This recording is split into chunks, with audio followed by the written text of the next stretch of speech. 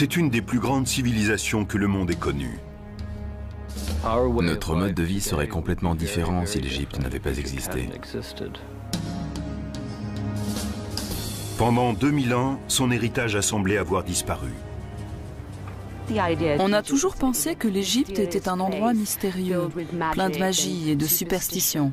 Jusqu'à ce qu'une succession d'hommes et de femmes redécouvre ce pays au XIXe siècle. D'un seul coup, les murs des temples et des tombes tout au long dans la vallée du Nil commencent à parler. C'est l'histoire d'une quête visant à retrouver le passé de l'Égypte et qui mêle découvertes célèbres et coups de chance, entreprises privées et publiques, fouilles épuisantes et technologies de pointe.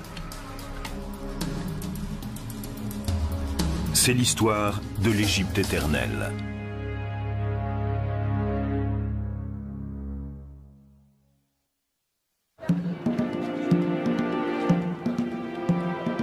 Le musée égyptien du Caire abrite quelques-uns des plus grands trésors de l'Antiquité. C'est un endroit fascinant à visiter. Ici, les autorités égyptiennes et des spécialistes de l'informatique ont uni leurs forces pour découvrir les secrets d'une civilisation. Dans le cadre d'un projet ambitieux appelé l'Éternelle Égypte, des milliers d'objets comme cette statue de scribe assis ont été numérisés et entrés dans une immense base de données accessible à tous via Internet.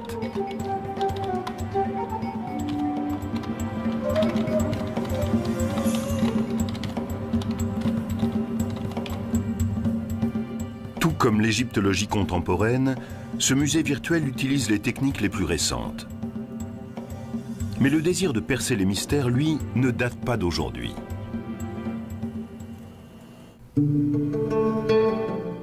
On peut déjà le voir à l'œuvre en 1798, lorsqu'un petit groupe de savants et d'ingénieurs suivent Napoléon dans sa campagne d'Égypte.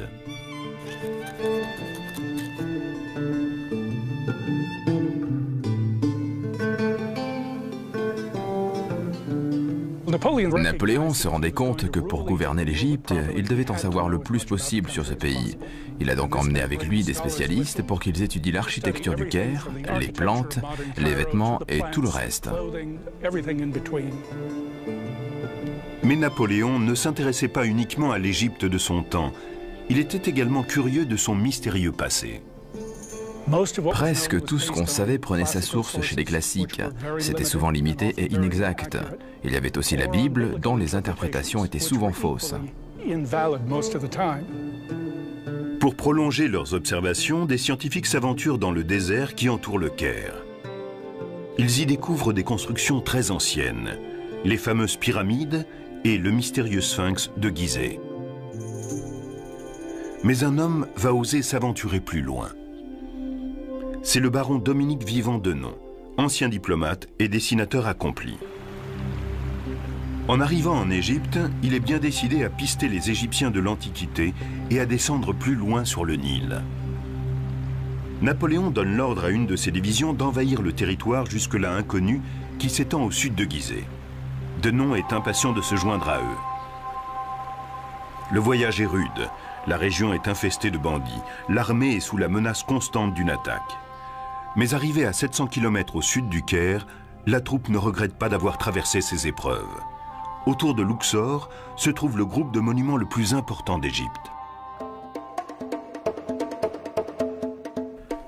C'est ici, dans l'ancienne capitale, Thèbes, que s'élèvent les grands temples de Karnak et de Luxor. Et sur la rive ouest du Nil, on trouve le Ramesséum et les sanctuaires de Médine Abou. Denon n'arrête pas de dessiner ce qu'il voit. Il est le premier Européen à croquer ces magnifiques œuvres d'art. Et ce n'est qu'un début. Il poursuit son voyage avec l'armée et pendant 6 mois, il va découvrir encore d'autres édifices, parfois au risque de sa vie. Une de mes histoires préférées se situe à un moment où l'armée bat en retraite. On lui tire dessus, mais il n'a pas fini de dessiner un temple, alors il aiguillonne son cheval et il retourne sur les lieux, tandis que ses collègues lui crient de revenir.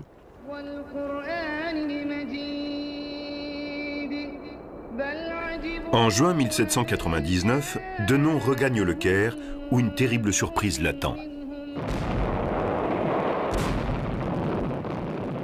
La flotte britannique a vaincu les renforts français. L'expédition est un échec pour Napoléon. Le temps presse. L'empereur donne l'ordre aux savants qui restent sur place de continuer l'œuvre de Denon. Au cours des 2 années suivantes, cartographes, architectes, ingénieurs fouillent le pays et établissent une description de l'Égypte détaillée, héritage de l'expédition qui restera longtemps d'actualité. Voici la première édition de la description de l'Égypte publiée par le gouvernement français à la suite de la campagne de Napoléon en Égypte en 1798. Philippe Croom est le directeur de la bibliothèque de livres anciens de l'Université américaine du Caire.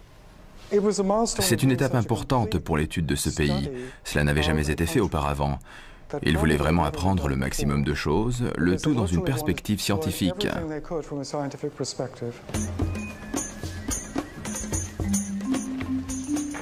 La moitié des descriptions contenues dans ces 23 volumes montrent à quelle tâche originale se sont attelés ces savants.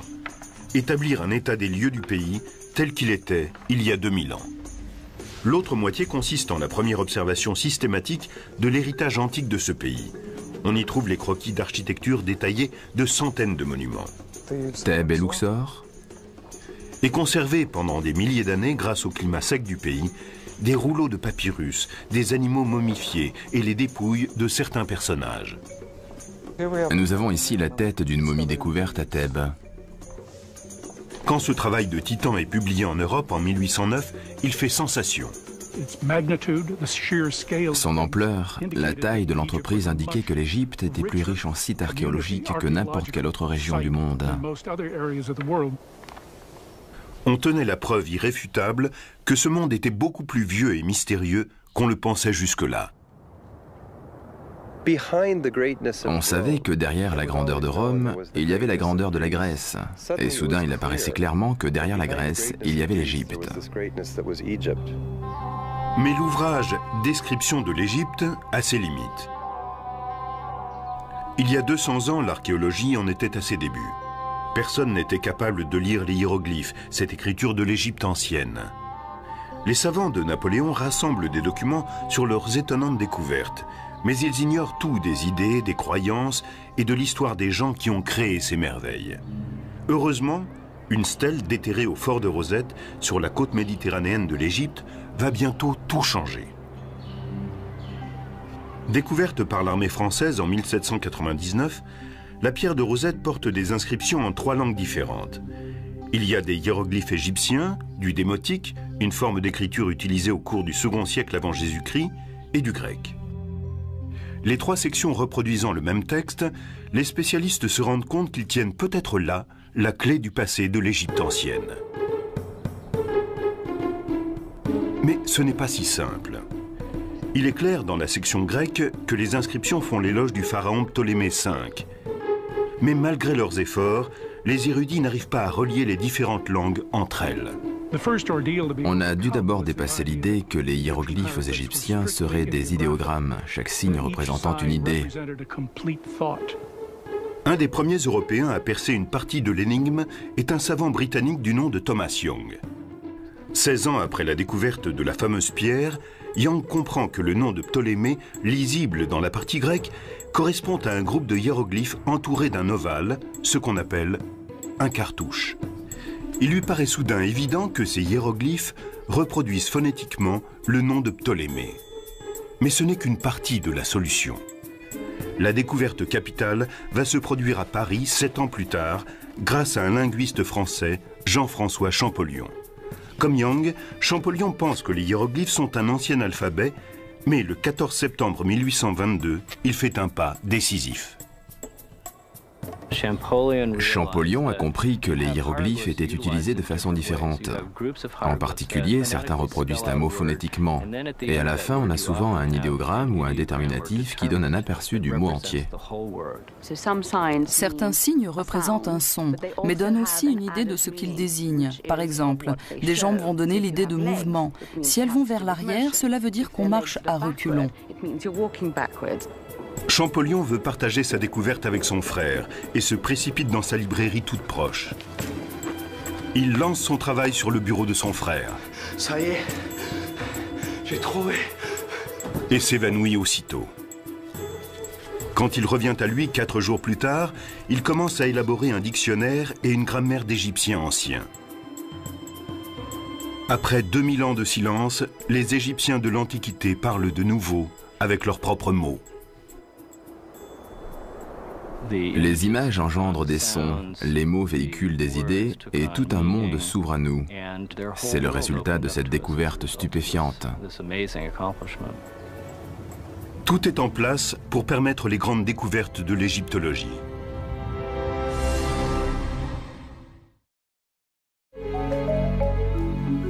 En naviguant parmi les milliers d'images numérisées du site Éternel Égypte, on comprend l'importance du déchiffrage des hiéroglyphes, car on les retrouve partout.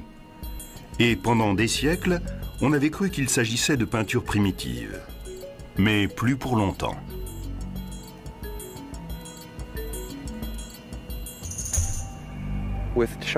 Champollion parvient à déchiffrer les hiéroglyphes et d'un seul coup, les murs des temples et des tombes, tout au long dans la vallée du Nil, commencent à parler. Il fallait donc aller collecter toutes ces inscriptions. Parmi les hommes qui entreprennent ce voyage, on trouve un jeune savant anglais, John Gardner Wilkinson. Profitant de la paix relative qui suit le départ de l'armée française, Wilkinson visite les sites les plus fascinants de l'Égypte antique. Comme les érudits de Napoléon 20 ans plus tôt, il recopie à la main des milliers d'inscriptions. Mais alors que ceux-ci devaient se contenter de reproduire les hiéroglyphes, il peut les lire. On découvrait ce qui intéressait les Égyptiens, quelles étaient leurs préoccupations. On s'est aperçu tout à coup que leur vérité était très proche de la nôtre. Wilkinson fait part de ses découvertes dans un ouvrage qu'il publie à son retour. À l'aide de détails frappants, il tente pour la première fois de reconstruire la vie quotidienne des anciens Égyptiens, leur organisation sociale, leurs croyances religieuses et leur histoire politique. On compte 3 grands royaumes, l'Ancien, le Moyen et le Nouveau. Mais les épigraphes comme Wilkinson ne sont pas les seuls Européens à sillonner le pays.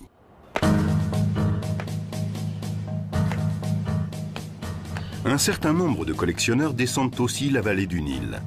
Ils s'essaient à l'archéologie, découvrent des sites inconnus et des trésors inestimables.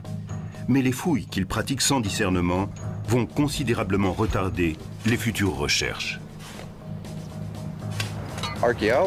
L'archéologie, c'est un peu comme un travail de détective. Sur une scène de crime, il faut d'abord enregistrer le moindre détail avant de bouger quoi que ce soit. Si vous entrez dans une pièce simplement pour en emporter des objets et des pans de mur, vous détruisez l'histoire que la pièce pourrait vous confier, que le contexte pourrait vous raconter. Un de ces aventuriers les plus étonnants est un ancien ingénieur hydraulique du nom de Giovanni Belzoni. Arrivé en Égypte en 1817, il remet très vite ses lettres de créance. Une des premières missions de Belzoni a été de transporter la tête colossale de Ramsès II, qui se trouvait à Thèbes. Elle faisait 3 mètres de long et pesait 7 tonnes et demie. Belzoni entreprit de la faire sortir du temple sur des roulettes et de la transporter centimètre par centimètre jusqu'au Nil, à 3 km de là. Aujourd'hui, cette tête est une des plus belles pièces du British Museum. Mais Belzoni n'était pas seulement un chasseur de trésors. Désireux d'en savoir plus sur les Égyptiens de l'Antiquité, il pénètre dans la seconde des grandes pyramides de Gizeh. Il est l'un des premiers à traverser les rapides à Assouan et à entrer dans le magnifique temple de Ramsès le Grand à Abou Simbel. Mais c'est à son retour à Luxor qu'il fait sa découverte la plus étonnante. Entre les collines de l'autre côté du fleuve, les pharaons égyptiens du Nouvel Empire ont bâti leurs tombes. Belzoni découvre que plusieurs d'entre elles ont déjà été pillées à des périodes plus anciennes. Mais il est convaincu qu'il en reste d'autres. Il place un peu partout dans la vallée des rois ses ouvriers égyptiens qui découvrent bientôt 5 tombes creusées dans la pierre. Et le 18 octobre 1817, il pénètre dans la tombe numéro 6. C'est peut-être le moment le plus intense de la vie de Belzoni quand il entre dans ses chambres funéraires. Kent Weeks est un égyptologue qui fait autorité dans le domaine des tombes antiques. Ce n'est pas uniquement une des plus grandes découvertes de Belzoni, c'est une des plus grandes découvertes qui ait jamais été faite dans la vallée des rois. Sans le savoir, Belzoni a découvert la tombe du père de Ramsès le Grand, le pharaon bâtisseur d'empire, Séti Ier. Seti était un dirigeant très puissant. Son importance ne se mesure pas uniquement à la taille de sa tombe, mais à certains changements subtils dans les textes religieux. Ici, par exemple, nous trouvons des images d'étrangers comme s'il voulait dire « L'Égypte sous mon règne est devenue un grand empire qui couvre le monde. Nos dieux contrôlent non seulement ce qui se passe dans la vallée du Nil, mais ce qui se passe dans le monde entier. » À 135 mètres derrière la façade du temple, Belzoni découvre finalement la chambre funéraire de Seti. Ce plafond qui présente la vision égyptienne des cieux est ce qui a été peint de plus beau dans le Nouvel Empire. Cette tombe aussi a été dévalisée, mais les pillards ont laissé un trésor derrière eux. Un sarcophage superbement orné en albâtre translucide. Bien sûr, Belzoni l'a ramené en Angleterre et il s'est retrouvé au Soames Museum où il est exposé dans un coin sombre du sous-sol. C'est une fin plutôt triste pour un des objets peut-être les plus exceptionnels au monde. De retour en Angleterre, Belzoni loue une salle d'exposition à Londres pour partager ses autres découvertes avec un public fasciné. Belzoni était un homme de spectacle. Il a copié certaines parties de la tombe de Seti et les a assemblées, si bien que les visiteurs avaient l'impression de traverser la chambre funéraire du pharaon et de découvrir l'art égyptien de façon très intime. Cette exposition, le retentissement de l'ouvrage « Description de l'Égypte » et les conclusions des premiers épigraphes transforme la curiosité envers les anciens Égyptiens en véritable égyptomanie. C'est devenu une passion. Tout le monde se devait d'avoir chez soi des objets égyptiens. Il était même de bon ton d'avoir une salle égyptienne décorée dans le style des tombeaux. Et bien sûr, le commerce des antiquités a connu un développement sans précédent. Le marché des antiquités se développe pendant une trentaine d'années, jusqu'à ce que des archéologues éclairés tentent d'y mettre fin. L'un d'entre eux est l'ancien conservateur Auguste Mariette. Mariette estimait que les monuments anciens devaient être laissés en l'état sur les sites. Et s'ils devaient être exportés, il fallait au moins relever la façon dont ils étaient insérés dans leur contexte avant de les en arracher. Au début, Mariette est impuissant.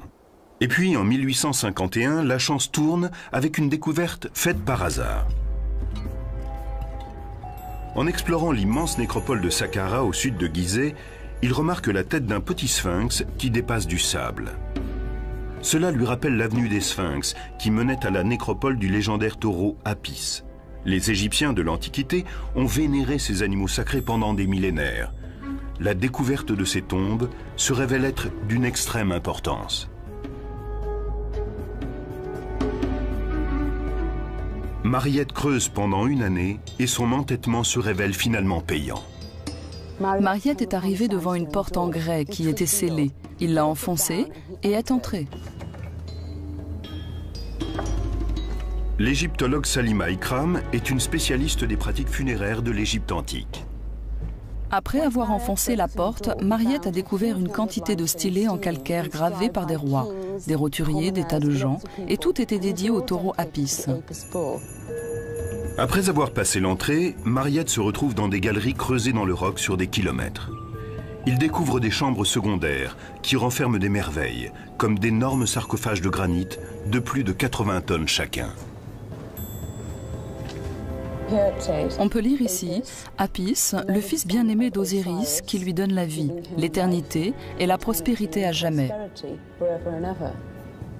À l'intérieur d'un de ces immenses cercueils, Mariette découvre les restes d'un taureau momifié enseveli au cours du règne de Ramsès le Grand. Cette découverte fait sensation et lui vaut bientôt d'être nommé à la tête du service des antiquités égyptiennes. Usant de son autorité, Mariette arrête toutes les fouilles en dehors des siennes et interdit l'exportation d'objets sans autorisation spéciale.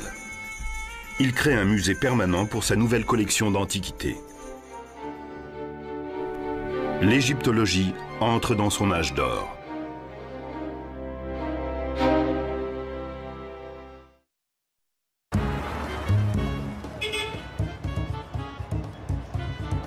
Situé au cœur même du Caire, le musée égyptien attire aujourd'hui plus de 6 millions de visiteurs par an. Un guide numérique permet aux visiteurs de consulter l'immense base de données sur l'Égypte éternelle, tout en admirant de nombreux objets d'une grande beauté. Cette façon de les regarder non comme des œuvres d'art, mais comme le témoignage d'une civilisation antique, a débuté à la fin du XIXe siècle grâce à la grande romancière anglaise Amelia Edwards.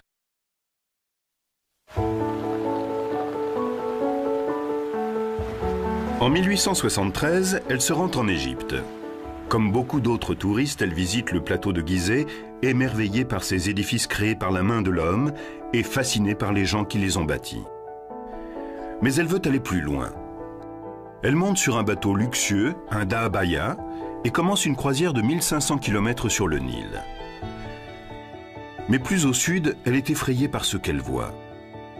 Malgré les efforts de Mariette pour préserver les richesses de l'Égypte, les touristes défigurent encore les monuments. Et les archéologues amateurs dégradent les inscriptions qu'ils cherchent à déchiffrer. Les statues colossales de Ramsès le Grand à Abou Simbel n'y échappent pas.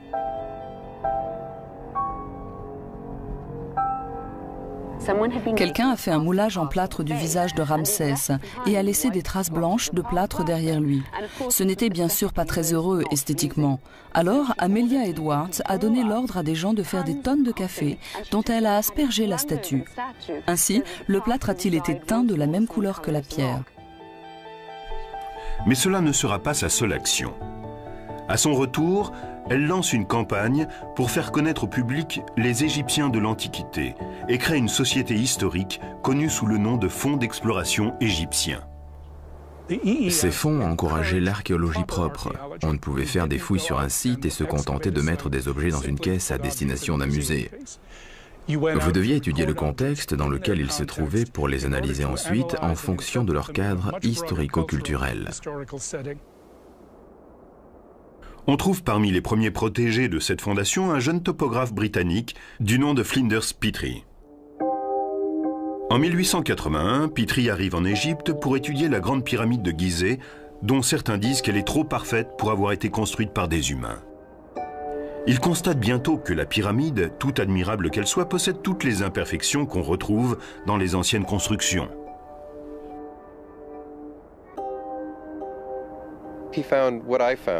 Il a vu ce que j'ai découvert, moi aussi, quand je suis arrivé à Gizeh, avec mes idées New Age. La pyramide est un édifice créé par les hommes. Il n'a pas pu trouver d'empreintes digitales divines, mais humaines, ainsi que les traces de leurs outils et de leurs déjections. Dans son rapport, Petrie conclut que la Grande Pyramide était, comme le suggèrent les sources classiques, une tombe royale construite pour le pharaon de l'Ancien Empire, Khéops, il y a 4500 ans. Fasciné par les bâtisseurs de pyramides, Petrie, contrairement à ses prédécesseurs, se met à l'archéologie.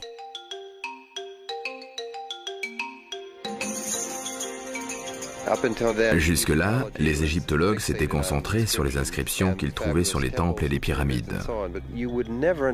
Mais de même qu'on ne peut pas comprendre la société américaine en se contentant d'aller à Washington et d'en décrire les monuments, Petrie s'était rendu compte qu'on ne comprend pas une civilisation sans en connaître la vie quotidienne. Pour déchiffrer ce quotidien, Petrie étudie tout ce qu'il ramène de ses fouilles, que ce soit un fragment de poterie ou un trésor inestimable. Le plus important dans le travail de Petrie, c'est qu'il insiste en permanence sur le contexte archéologique. Ce n'est pas tant ce qu'on trouve qui est important, que l'endroit où on le trouve et tout ce qu'il y a autour.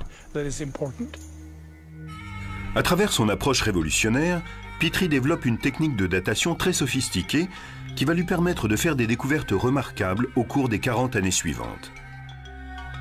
À Thèbes, il déterre une stèle dont l'inscription fait référence pour la première fois à la tribu d'Israël. Au nord de Luxor, à Nagada, il trouve des milliers d'anciennes tombes, dernières demeures des tout premiers habitants de la vallée du Nil. Cela lui permet d'éclairer 10 siècles d'une histoire jusque-là totalement inconnue, celle de la période qui précède la première dynastie des souverains d'Égypte. Et il n'est pas le seul. Un nombre grandissant d'égyptologues travaillent à présent dans la vallée du Nil, et eux aussi font des découvertes essentielles. Une plaque de pierre qui raconte l'histoire du premier pharaon de l'Égypte unifiée. Des tablettes d'argile qui se révèlent être des lettres diplomatiques datant d'il y a 3000 ans. Et la seule statue connue de Khéops, le pharaon de l'Ancien Empire pour qui a été construite la Grande Pyramide. Une des découvertes les plus fascinantes est pourtant faite à Luxor par les Égyptiens eux-mêmes. Il s'agit de momies arrachées à leur tombe à la fin du Nouvel Empire et cachées par des prêtres. Parmi elles, celle de quelques personnages royaux majeurs, tels Séti Ier, dont Belzoni s'était emparé du sarcophage, et celle du plus célèbre de tous les pharaons, Ramsès le Grand. Tout à coup, ces rois puissants ne sont plus seulement des noms, ils ont des visages. Mais il reste une tombe royale du Nouvel Empire qui n'a pas encore été découverte et dont on sait qu'elle n'a pas été pillée. Il faut se contenter d'imaginer les richesses qu'elle contient jusqu'en novembre 1922, quand Howard Carter effectue une des plus grandes découvertes de l'histoire de l'égyptologie. Carter, qui a débuté sous les ordres de Flinders Petrie, étudie la vallée des rois durant 5 ans avant de faire sa célèbre découverte. Quelques marches taillées dans le roc mènent à un passage encombré de gravats qui se termine par un mur scellé du sceau d'un pharaon du Nouvel Empire, jusque-là peu connu, Toutankhamon. Carter dégage quelques pierres. Il entrevoit une lumière à travers cette ouverture et pénètre à l'intérieur de la chambre. Comme Belzoni, 180 ans avant lui, Carter vit une expérience exceptionnelle. Il est le premier à pénétrer dans cette tombe depuis des millénaires. C'est un témoignage unique, inviolé depuis 3500 ans, sur la sophistication de la cour des rois égyptiens. Parmi 5000 objets, il trouve un chariot en pièces détachées, au centre duquel se trouve un mannequin de la taille d'un homme. De vastes couches en or, en forme d'animaux, utilisées au cours des funérailles de Toutankhamon. Un trône plaqué d'or, merveilleusement décoré. Et une galerie gardée par 2 statues du défunt roi. À l'intérieur de cette galerie, Carter découvre 4 grands catafalques dans lesquels reposent 3 sarcophages, dont un en or massif, où reposent les restes momifiés du pharaon. Les trésors de la tombe, les magnifiques ornements, l'omniprésence de l'or captivent l'imagination populaire. Comme lors de la découverte de celle de Séti Ier par Belzoni, le public se passionne pour l'égyptologie. Cette discipline devient bientôt un des domaines les mieux subventionnés de l'archéologie. C'est un moment important de l'histoire de notre discipline. Mais la découverte de la tombe de Toutankhamon n'est que le début d'une série de révélations qui va survenir au cours des années suivantes.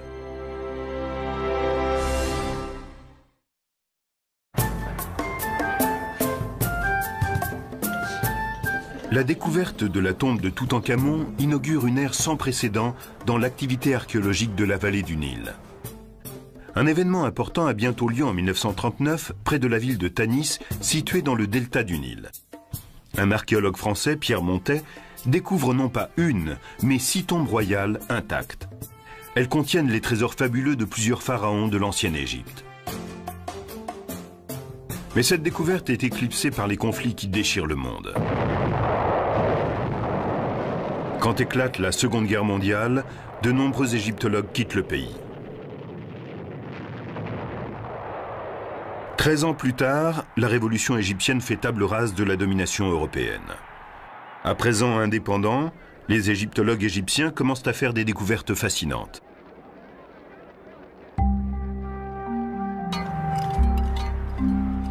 L'une des plus étonnantes a lieu à l'ombre de la Grande Pyramide de Gizeh, quand un inspecteur des antiquités égyptiennes, Kamal el-Malak, retrouve cette barque en bois vieille de 4500 ans qui appartenait au pharaon Khéops.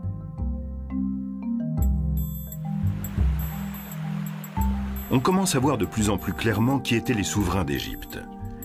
Mais les spécialistes continuent à se pencher sur la vie quotidienne du peuple. Ils disposent maintenant de techniques très sophistiquées. Et bientôt va naître le remarquable programme intitulé « Projet de sauvetage nubien ». À la fin des années 50, la démographie est en pleine expansion.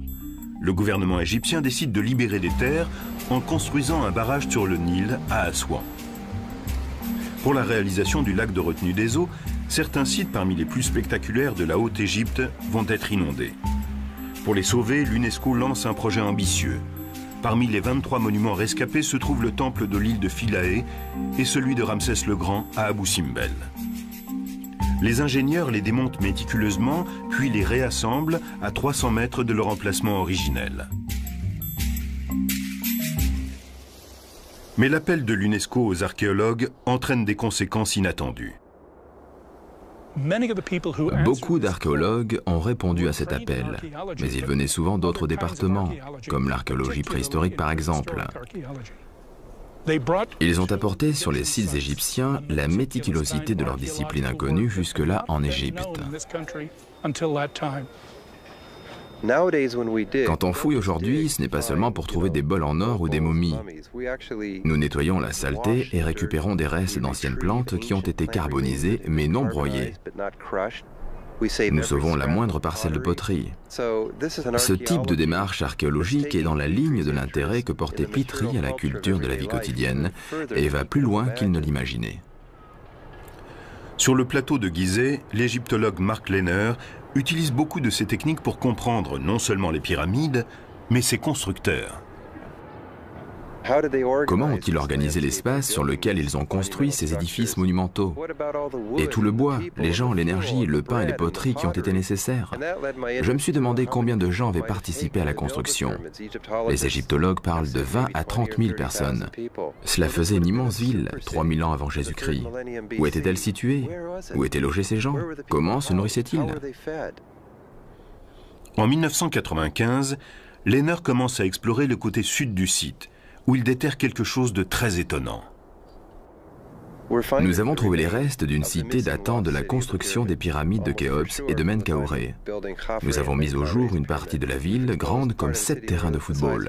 Et en recensant chaque parcelle d'os animal, nous avons évalué qu'il y avait là assez de viande sur notre site pour nourrir 6 à 7 000 personnes, en admettant qu'ils mangeaient de la viande tous les jours.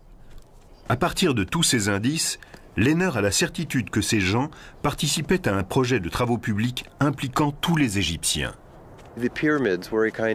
Au cours du Moyen Empire et du Nouvel Empire, la construction des pyramides a mobilisé toutes les énergies. Il a fallu créer de nouvelles façons d'organiser la société et l'économie pour accomplir un des projets de travaux les plus importants du monde. C'est cette organisation qui m'a fait dire que le plus intéressant était non pas comment les Égyptiens ont construit les pyramides, mais comment les pyramides ont permis à l'Égypte de se construire.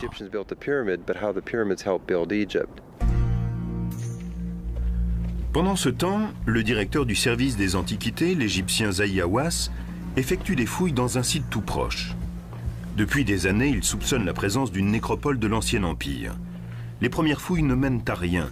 Puis, en 1990, un terrible accident va tout changer. Une Américaine galopait par là quand son cheval a posé la patte dans un trou au-dessus de la première tombe. On m'en a informé, et quand je suis venu, j'ai dit « Ça y est, on tenait les tombes des constructeurs des pyramides ». Après 15 années de fouilles, Zahi Hawass déterre plus de 600 squelettes et pose un visage humain sur ces ouvriers de l'Antiquité. L'étude des squelettes nous a permis d'établir que la taille moyenne d'un Égyptien de l'Antiquité était de 1,60 m à 1,85 m. Les hommes comme les femmes avaient le dos déformé car ils portaient de lourdes charges. Ils mouraient jeunes, vers 30-35 ans. La nécropole contredit l'idée selon laquelle seuls les pharaons étaient enterrés dans des pyramides. Cette tombe nous a fourni de nombreux renseignements. Nous savons que dans l'Ancien Empire, la forme pyramidale était liée au roi et à la reine. Mais nous avons découvert qu'ici, la pyramide était destinée à tous. Voici l'une d'entre elles. Les gens étaient ensevelis sous la pyramide, comme dans une pyramide royale. Si on compare avec la pyramide de Khéops, on voit que celle du roi est en grès et celle des ouvriers en briques de terre. Le plateau de Gizeh n'est pas seul à nous livrer ses secrets. Dans le delta du Nil, à Tel el-Daba, l'archéologue australien Manfred Bitak découvre des fragments d'immenses peintures murales identiques à celles des Minoens de Crète, ce qui tendrait à montrer que les cultures de l'Antiquité avaient plus de contacts qu'on ne le croyait jusqu'alors. Sur la côte méditerranéenne égyptienne, une équipe d'archéologues sous-marins français a exploré l'ancienne cité d'Alexandrie et dégagé 26 sphinx de ce qui pourrait être les restes du fameux phare d'Alexandrie.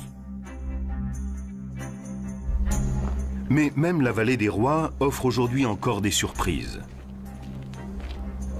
À la fin des années 80, Kent Weeks travaille à l'établissement d'une carte archéologique détaillée de la vallée quand il se dit qu'il doit manquer une tombe. Nous avons redécouvert la KV5 en 1989. L'escalier que j'ai descendu était obstrué par 4 mètres de gravats. À l'intérieur de la galerie, Weeks trouve une inscription mystérieuse. Il s'agissait en fait du nom et des titres du fils aîné de Ramsès II, un jeune homme du nom de Hirkopchef. Et sur les murs, encore des noms et des titres. Ici, celui d'un autre fils de Ramsès, appelé lui aussi Ramsès, et que nous avons renommé Ramsès Junior.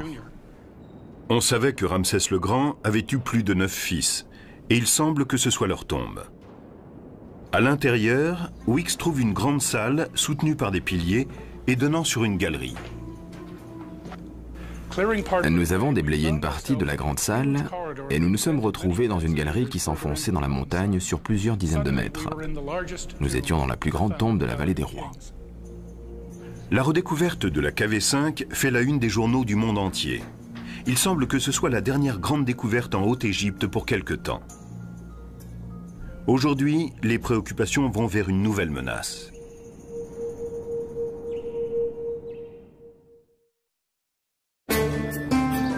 Au cours des 200 dernières années, on a assisté à des avancées stupéfiantes dans la connaissance des Égyptiens de l'Antiquité. Leurs monuments ont été fouillés, leur langage déchiffré, leur religion et leur système politique analysés. Nous avons maintenant une vision précise de cette ancienne civilisation et de ce qu'elle nous a légué. La culture égyptienne est à la base de la culture occidentale contemporaine. Nous sommes leurs descendants. Personne ne doute qu'il y ait encore beaucoup à découvrir. Mais pour l'instant, les égyptologues se consacrent à la préservation plus qu'aux fouilles. Les Égyptiens ont construit leur temple en pierre. Ils pensaient logiquement qu'il serait éternel. Mais nous avons découvert récemment que ce matériau peut aussi être très fragile. Dans toute l'Égypte, les édifices que le désert a protégés pendant 3000 ans tombent en ruine à cause de la pollution industrielle, de l'irrigation excessive, de l'accroissement de la population et du tourisme de masse.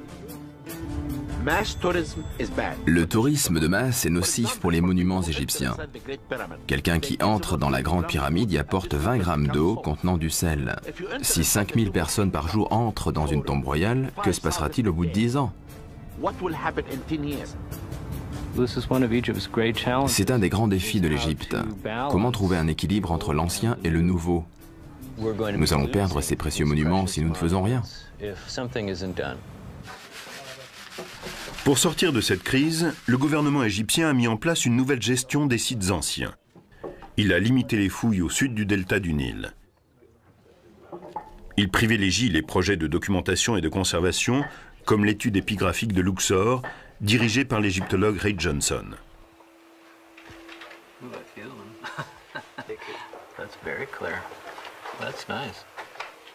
Ici, à Médine Abou, dans un petit temple dédié au culte d'Amon, Johnson et son équipe recopient méticuleusement toutes les inscriptions de ce tombeau vieux de 3000 ans. Le but est d'avoir un relevé aussi précis que possible, qui remplacera le monument si nécessaire.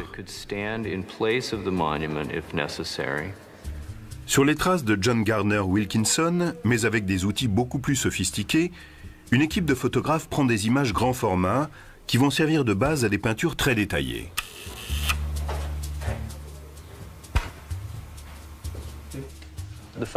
Le photographe ne montre pas tout. Les détails invisibles sont rajoutés par la suite.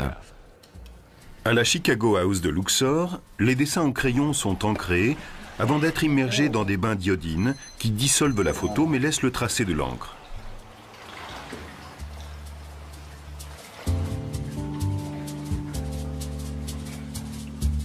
there any traces of the saw above it? I haven't found any. De retour au temple, des épigraphes vérifient rigoureusement ces épreuves. Et quand Johnson est totalement certain de leur exactitude, elles sont envoyées à Chicago pour être publiées.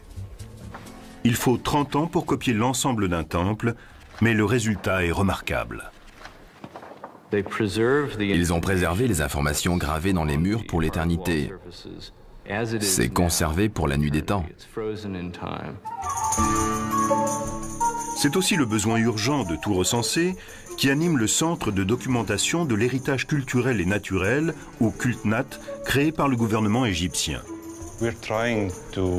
Nous essayons de préserver notre histoire grâce à la technologie et de rassembler un maximum de documents pour l'avenir. En 2001, le CULTNAT, en partenariat avec IBM, a créé le projet Éternel Égypte. En 3 ans, les membres de l'équipe ont numérisé des milliers d'objets venus de tous les musées d'Égypte. Et ils ont établi des connexions entre eux. Il n'y a pas d'éléments sans intérêt dans la culture égyptienne. Ils sont reliés les uns aux autres. Ils forment une même histoire qui s'étend sur 5000 ans. D'anciens objets, comme le scribassi, ont été virtuellement restaurés et recréés, tels qu'ils étaient sans doute à leur création. On ne se rend pas compte que l'Égypte ancienne était un des endroits où on utilisait les couleurs les plus vives.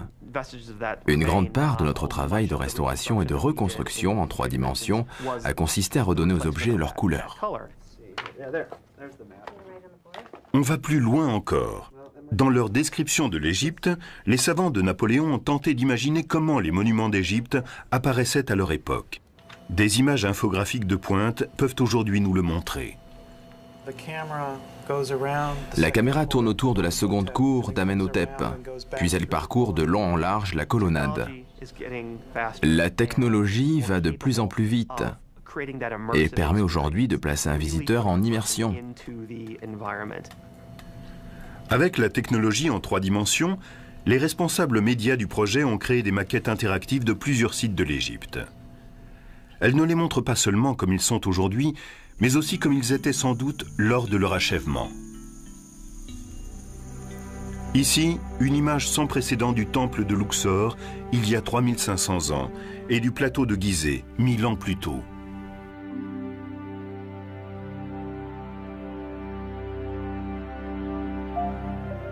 Mais le cœur du projet, c'est le résultat des recherches de ces 2 derniers siècles.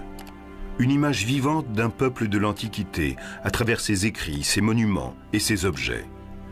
Depuis 2004, ce projet peut être consulté au musée égyptien à travers des guides numériques, des téléphones reliés à des bases de données et via Internet sur le site eternalegypte.org. Le projet ne s'est jamais achevé.